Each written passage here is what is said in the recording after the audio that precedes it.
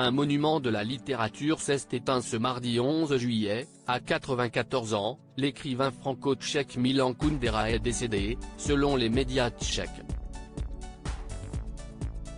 Arrivé en France dans les années 70, il avait écrit plusieurs chefs-d'œuvre cultes du XXe siècle, dont l'insoutenable légèreté de l'être. Plusieurs personnalités ont tenu à lui rendre hommage.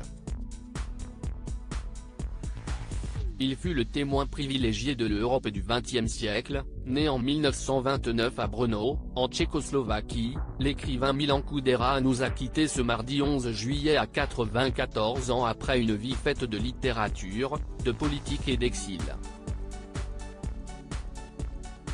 Confirmé par l'AFP et sa porte-parole, l'information a suscité de très nombreuses réactions, dont celle de son ami Bernard-Henri Lévy, qu'il avait vivement défendu en 2008 lorsqu'il avait été accusé d'avoir trahi un soldat pendant sa jeunesse, et qui a posté une photo de lui sur son compte Twitter. Adieu, ami, a-t-il écrit. Carla Bruni, la ministre Rima Abdul Malak, Augustin Trapenard ou encore Anne Hidalgo, beaucoup lui ont également rendu hommage sur les réseaux sociaux.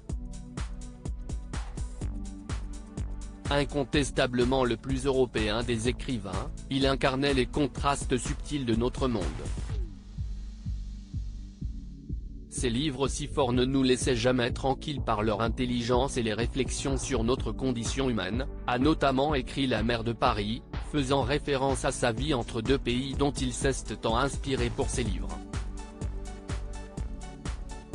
Il faut dire que sa vie ne peut laisser personne indifférent, après une jeunesse sous le joug du régime communiste tchécoslovaque, qu'il avait d'abord rejoint puis combattu, il s'était exilé en France en 1975 et avait été naturalisé français en 1981, 2 ans après avoir été déchu de sa nationalité tchèque. Une vie privée sévèrement contrôlée, une nationalité retrouvée en 2019, mais rien n'y a fait. À partir de 1993, Milan Kundera n'a plus écrit qu'un français. Extrêmement discret sur sa vie privée, dont les informations publiques étaient drastiquement contrôlées, celui qui ne parlait quasiment pas aux médias était marié avec Vera, une ex-présentatrice de télévision tchèque, avec qui il vivait à Paris selon l'AFP.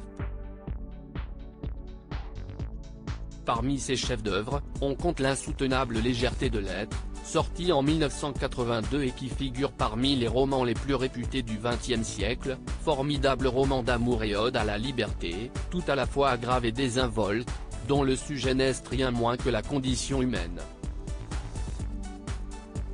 La lenteur, son premier roman en français, publié en 1995, est également très connu.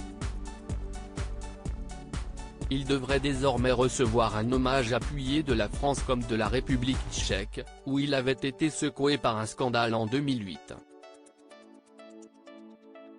En effet, l'écrivain avait été accusé d'avoir trahi un jeune soldat tchèque en 1950 pour être passé à l'Ouest puis revenu dans l'armée communiste. Le jeune homme avait été condamné à 22 ans de prison, dont 14 dans des conditions drastiques. L'homme avait catégoriquement nié cette accusation, très choqué, et avait été défendu par de nombreux soutiens dans le monde littéraire, dont plusieurs prix Nobel, Yasmina Reza ou encore Salman Rushdie.